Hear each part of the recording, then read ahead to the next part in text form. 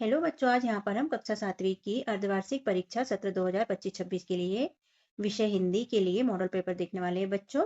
जिसमें आपके पेपर में समय रहेगा 2.5 घंटा, पूर्णांक रहेगा 60 नंबर का। और इस तरह से पेपर आपको आएगा। निर्देश रहेगा कि सभी प्रश्न करना अनिवार्य है। बहुविकल्पीय प्रश्न है 1 से 5 तक। तो यहाँ निर्देश देख लेते हैं बच्चों के। यहाँ प्रत्येक प्रश्न के लिए 4 विकल्प दिए गए हैं। सही विकल्प चुनकर अपनी उत्तर पुस्तिका में लिखे। प्रत्येक प्रश्न के लिए 1 अंक निर्धारित है। प्रश्न पहला है, फूले कदम कविता में कवि का मन किसे छूना चाहता है? अंबर को, कंदुक को, कदम्ब को या बादल को?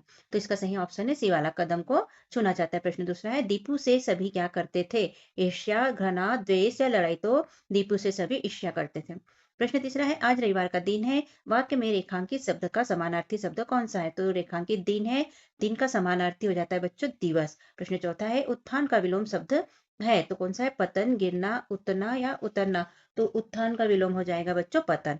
प्रश्न पांचवा है, रहे भावना ऐसी मेरी सत्य व्यवहार करूं? तो इसमें सरल, गरल, सघन या मगन? तो इसका ऑप्शन ए वाला राइट है, सरल। इसके बाद बच्चों खालिस्तान आते हैं 6 से लेके 10 तक। निर्देश रिक्त स्थानों की पूर्ति कीजिए। प्रत्येक प्रश्न के लिए 1 अंक निर्धारित है। यहाँ पर ये शब्द दिए हैं जिन्हें खालिस्तान में भरना है। प्रश्न छठवा है, धिन धिन धा, धमक धमक पंक्ति में खालिस्तान अलंकार है। यह अनुप्रास अलंकार है। यहाँ पर छठवें में अनुप्रास आ जाएगा। सातवां है, अष्टांग योग का चौथा अंग खालिस्तान है तो इसका अंग है प्राणायाम, ये यहाँ पर आ जाएगा 7वें में। आठवां है, दया करने वाले व्यक्ति को खालिस्तान कहते हैं तो इसे क्या कहते हैं? दयालु कहते हैं। प्रश्न 9वां है, पंख बना खालिस्तान मेघ बचे तो इसका आ जाता है बच्चों हरिचंदन। और 10वां है, भारत एक खोज खालिस्तान द्वारा लिखी गई एक प्रसिद्ध पुस्तक है तो ये जवाहरलाल नेहरू द्वारा लिखी प्रसिद्ध पुस्तक है। छठवें का उत्तर अनुप्रास आ जाएगा बच्चों। सातवें का उत्तर प्राणायाम आ जाएगा। आठवें का उत्तर दयालु आ जाएगा। नौवें का उत्तर हरिचंदन आ जाएगा और 10वें का उत्तर जवाहरलाल नेहरू आ जाएगा। तो ये ऑप्शन आप भर लेना बच्चों। अब यहाँ प्रश्न 11 चालू होता है बच्चों। अति लघुत्तरीय प्रश्न 11 से 16 तक रहेंगे।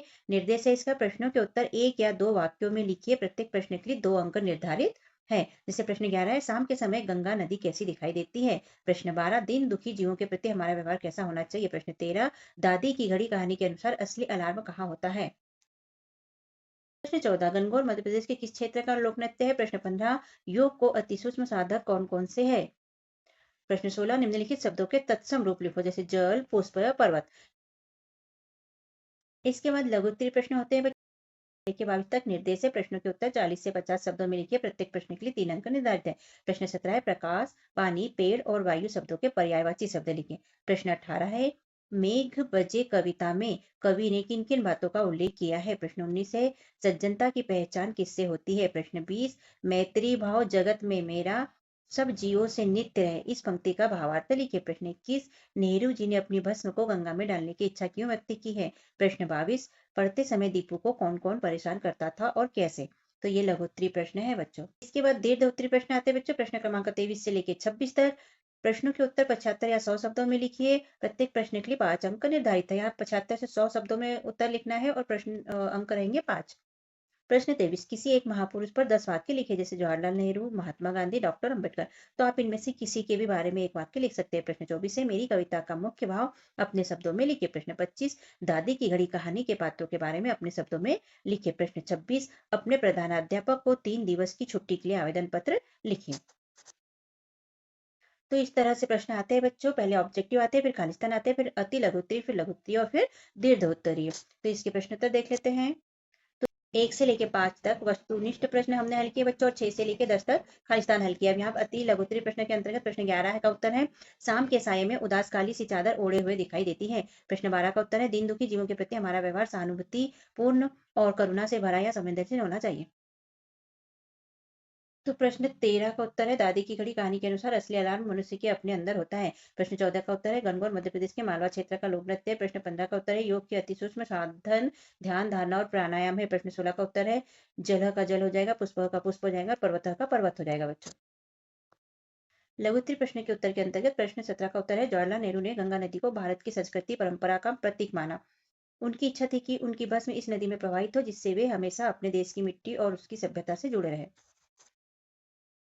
प्रश्न 18 का उत्तर है, मेघ बजे कविता में कवि ने बारिश के दौरान बादलों की गर्जना, धरती की खुशबू, किसानों की आशा और प्रकृति के सौंदर्य का वर्णन किया है। यह कविता वर्षा ऋतु के आनंद और जीवन में इसके महत्व को दर्शाती है। प्रश्न 19 का उत्तर है सज्जनता की पहचान व्यक्ति के व्यवहार, दयालुता और दूसरों की प्रति उसकी सहायता भावना से होती है। सज्जन व्यक्ति सदैव दूसरों की भलाई के लिए तत्पर रहता है और समाज में सकारात्मक फैलाता है।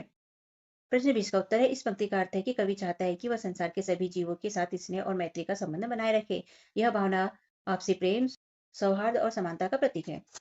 प्रश्न 21 का उत्तर है बच्चों जवाहरलाल नेहरू ने गंगा नदी को भारतीय संस्कृति की आत्मा और उनकी अनगिनत स्मृतियों का स्रोत माना। गंगा से उनका भावात्मक लगाव था और वे अपनी अंतिम यात्रा भी इस नदी से जोड़कर अमर बनना चाहते थे। प्रश्न 22 का उत्तर है पढ़ते समय दीपू को शोरगुल करते बच्चे, बर्तन धोने की आवाजें और बाहर खेलते लोगों की ध्वनियां परेशान करती थी। ये आवाजें उसकी एकाग्रता भंग कर देती थी। दीर्घ उत्तरीय प्रश्न के अंतर्गत प्रश्न 23 है। तो इसमें तीनों में से जवाहरलाल नेहरू के बारे में हमने यहाँ लिख के बताया है। आप महात्मा गांधी के बारे में भी यहाँ लिख सकते हैं। जवाहरलाल नेहरू भारत के प्रथम प्रधानमंत्री थे। ये पूरे 10 पॉइंट उनके बारे में लिखे गए हैं बच्चों। प्रश्न 24 का उत्तर है मेरी कविता का मुख्य भाव कवि की गहन संवेदनाओं और विचारों का प्रकटीकरण है। कवि के अनुसार अनुभूतियों और विचारों को सरल शब्दों में व्यक्त कर जीवन और प्रकृति के प्रति प्रेम की कृतज्ञता प्रकट की है। कविता में मानवता, सौंदर्य और सकारात्मक का संदेश छिपा हुआ है। प्रश्न 25 का उत्तर बच्चों दीपू की घड़ी कहानी के मुख्य पात्र दीपू, उसकी माँ और उसके पिता है। दीपू की जिज्ञासु और कल्पनाशील लड़का है जो अपनी घड़ी को बहुत महत्व देता है। उसकी माँ ममता और अनुशासन का प्रतीक है। पिता परिवार की जिम्मेदारियों को निभाते हुए व्यस्त रहते हैं। इन पात्रों के माध्यम से कहानी पारिवारिक मूल्यों और बच्चों की मासूमियत को दर्शाती है। प्रश्न 26 में एप्लीकेशन लिखना है बच्चों। सेवा में प्रधानाध्यापक महोदय, यहाँ पर स्कूल का नाम लिखेंगे हम। विषय लिखेंगे 3 दिन की छुट्टी हेतु आवेदन पत्र मान्यवर। तो 3 दिन की छुट्टी के लिए आवेदन पत्र है बच्चों, इसलिए हम यहाँ पर लिखेंगे सविनय निवेदन है कि मुझे पारिवारिक कार्य के कारण दिनांक, जो भी दिनांक दी रहेगी आपके पेपर में उसके अनुसार लिखना है। इतने से इतने तक 3 दिन की छुट्टी की आवश्यकता है। कृपया मुझे छुट्टी प्रदान करें जिससे मैं इस कार्य को पूरा कर सकूं। आगे लिखेंगे आपकी अति कृपा होगी, धन्यवाद। आपका आज्ञाकारी छात्र या छात्रा जो भी आप रहेंगे, यहाँ पर अपना नाम लिखिए, कक्षा 7वीं, और यहाँ पर रोल नंबर लिख लीजिएगा। इस तरह यहाँ पर हमारा प्रश्न पत्र होता है बच्चों कंप्लीट, और मिलते हैं अगले वीडियो में। तब तक के लिए बाय बाय बच्चों।